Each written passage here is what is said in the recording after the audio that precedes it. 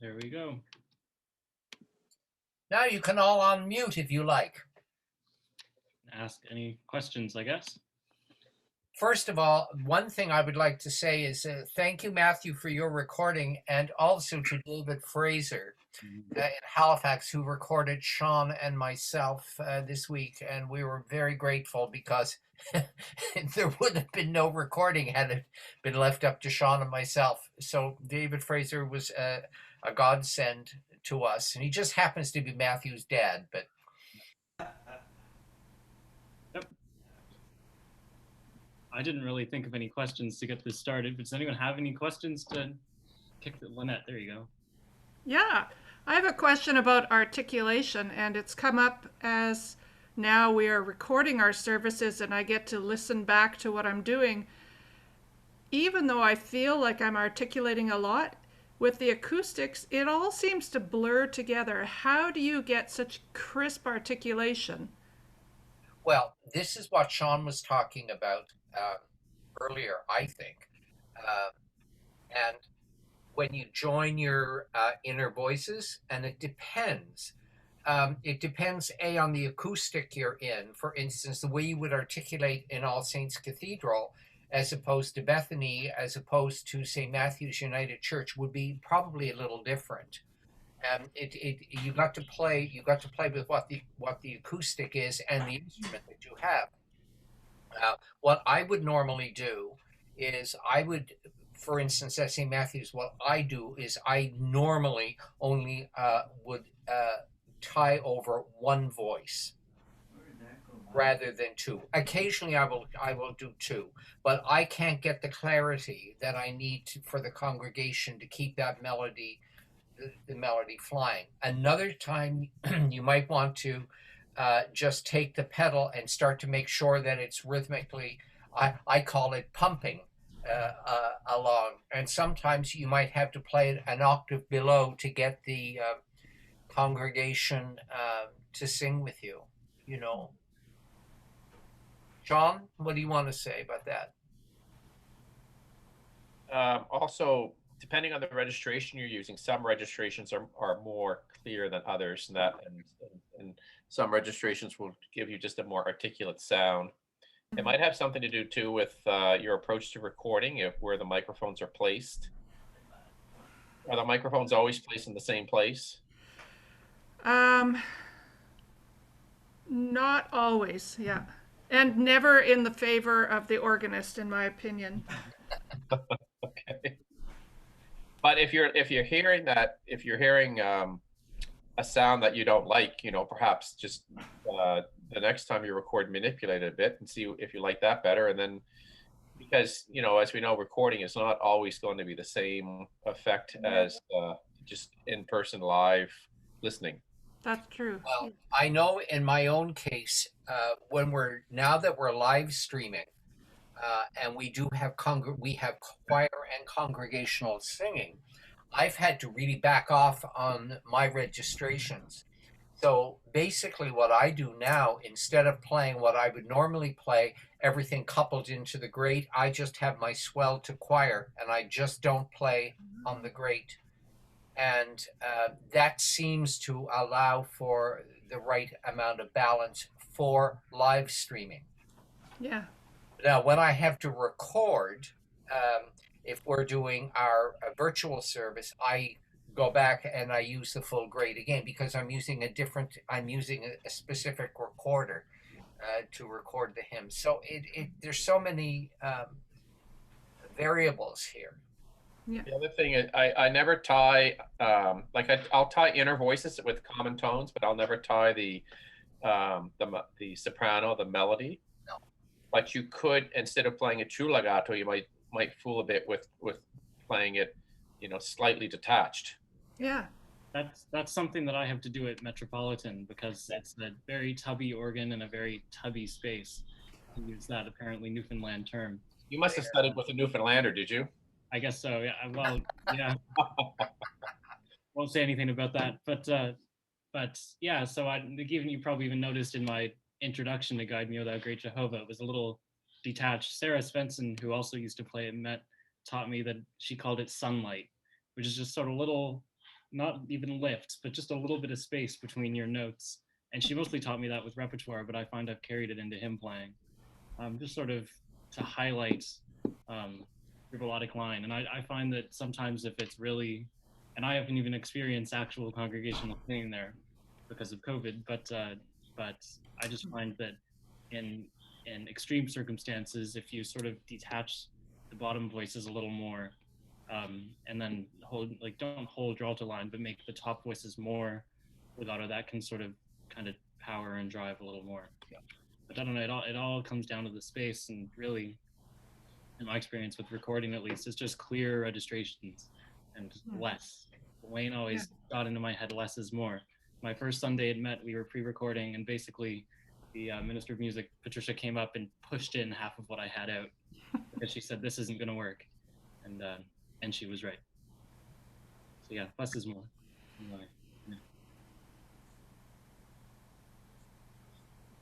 All right. What about Shawn? I know, I'll just ask this. What you like, I know Wayne doesn't enjoy it as much, but interludes and stuff like that. How do you approach interludes in the hymn if a priest is taking a long time walking down the aisle or something like that? Oh, so not a last verse reharmonization? Yeah, just sort of killing time in between the third and fourth. Okay. I like taking we all develop little tricks of the trade or favorite devices that we like to use and go to, at the time. And I remember studying improvisation, and the instructor at that time, he said, most people think improvisations are made up on the spot, but improvisations are really, rehearsed and then performed, and or we're relying on a bag of tricks that we use constantly. And one of the things I like to do is take or either a rhythm motif or a some kind of a melodic interval in the hymn tune, and use that as the germ of the idea that then I elaborate upon. And so, if there's a repeating rhythmic idea in the hymn, I would improvise on that. Or if there's a couple of obvious intervals in the hymn tune melody, improvise on that and explore taking that through maybe a couple of keys, not too distant keys, because you want to come back to your original key typically, and then things like that. Yeah, good. That whole trick concept made me think of, I guess I didn't really think of it as this, but my safety net with interludes has been always having access to some sort of solo trumpet that you can sort of jump up on and have a conversation back and forth if it's one of those grand hymns. So right. To me, and also just to add to that, sometimes less is more. Like an improvisation doesn't have to constantly be busy and changing. It can be an idea just expanded upon, and it doesn't have to be continuously organically growing or constantly becoming more complex and more complex. Yeah, I've even heard someone sort of take a melody or something and then start trilling and then do chords underneath it, like something even as sparkly as that can. But improvisation is equivalent to hymn playing and repertoire playing. It's something that's practiced and not just, oh, I'm going to improvise here now live and I've never done this before. I hope it works out. I'm constantly practicing improvisation and ways to approach how I might extemporize on a hymn or create an interlude. Yep. Yeah, cool. Thank you. Any other questions? Anybody have a favorite hymn horror story? Oh, I remember, I can tell you, I think it was my first year out of university, and I had to play a funeral for the Masonic Grand Master who had suddenly died. And the church seated 1,400 people. The organ couldn't accommodate, or just could not fill the church at all. And the first hymn that they had was "The Lord's My Shepherd" to Crimond. And there were 800 men in the congregation. And so I played the introduction and I just gave full organ, and what that instrument could do at full organ is not what my instrument can do now at full organ. But to make a long story short, I held the final chord and the men sang the final line complete. That's how far behind they were. It was the scariest thing I've ever encountered, I think, in a worship service. But it was very interesting. In the next verse, they all got very quiet, and I kept up my tempo. And then by verse 3, we were all synced, and everything worked out fine to the end. And I never had the issue after. But that was really, really scary. But one of the things I know that I was taught from day one, once you set your tempo for your hymn, you don't go back and you don't adjust it. You just keep going. So you have to make sure that you've got the right tempo as soon as you start, because the tempo you set your introduction is the tempo you're expecting the congregation to maintain. Shawn, is that a horror story? I've got a good one I could share. It's unless Shawn has one. I'll go for it. Last July, right after the Halifax Festival, or 2 Julys ago, I guess, after the Halifax Festival, when Patrick, Sala, and I were kind of half asleep, we were doing a Sunday evening mass at the Basilica, and brutal, like, hurricane level winds, thunder, and rainstorm started right as the processional hymn, which was "O God Beyond All Praising," started, and so Patrick was singing and I was accompanying, and so of course we were going all full dramatic, and we started the last verse of the hymn, and I was pretty up, full throttle, and the power went out, but it just flickered, and it flickered long enough that the rest of the lights and power stayed on in the building, but the organ turned off right in the B section of the hymn. And so Patrick and the whole congregation, I was really impressed with the Catholic hymn singing that night. They kept on singing through the entire second half of Thaxted, or whatever the tune is called. And then the last line, I was able to turn the organ back on for the last phrase, and I came in full organ, and we all finished again. And meanwhile, little did I, well, actually, I saw it in the mirrors on the console.